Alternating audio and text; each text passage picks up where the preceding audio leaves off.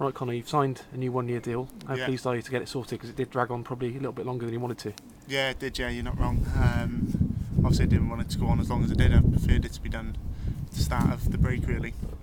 But yeah, I'm delighted it's done now and all sorted and back where I wanted to be, really, so all good. Yeah. What can you say? What changed? Because at one stage it did look like maybe wouldn't be coming back at all. Yeah, obviously I had a half decent offer part-time.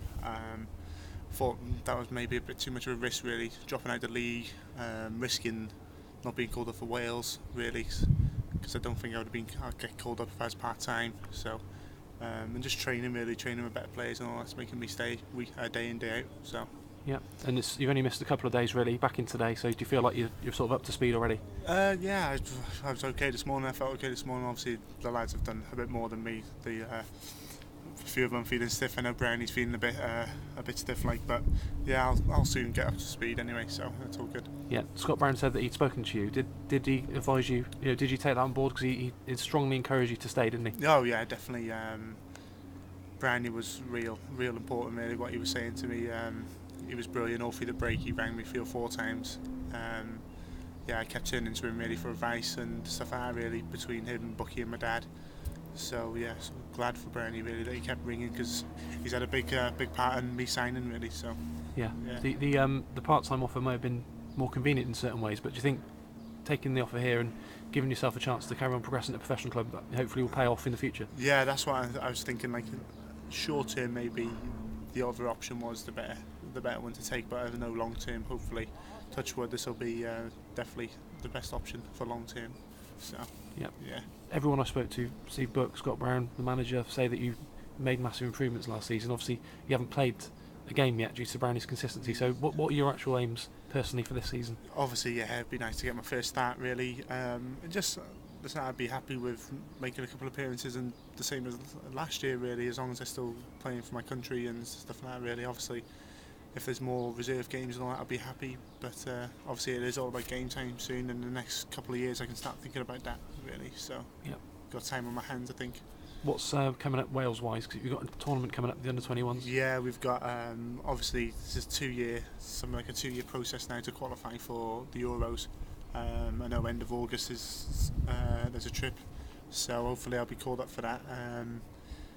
And then, like I said, as long as I'm playing for my country, really, then I'm happy either way, wherever I am, to be honest. And obviously staying in Cheltenham on a full-time basis is going to help me do that better than the part-time option. Yeah, you sort of travel down a bit and then stay down during the week, do you? From Wrexham? Yeah, that's sort of like I've travelled in now I'm on about renting down here now. So last year I rented with Sammy, obviously popped home a couple of times. But this year I'm hoping to get settled either in Cheltenham or Gloucester, somewhere around here. And I think it's just to get settled, really. It helps you progress. Definitely, if you know you're settled and stuff like that, then it definitely helps. Yeah, So. everyone knows how well Scott Brown did last season, Player of the Year, played every game. So, Yeah. do you think you can realistically push him, keep him on his toes, and give him a run for his money? Yeah, I think so. Yeah, Brownie's a brilliant keeper, one of the best in the lower divisions, I would say. Obviously, that's my job, really, to push him as much as I can. I think between me and Bucky, that's why he came on a lot last year as well. We work hard every day, so yeah, I'm hoping both me and Brownie have a great season in different ways, kind of thing. If he is number one, I hope he keeps more clean sheets than last year, whatever. And obviously for me, just to keep on improving. So.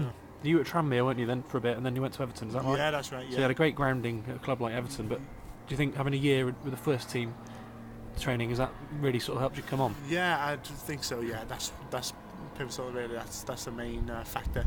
I know training with first team lads day in, day out is definitely helped me. Like with Everton, I was only training with kids, really.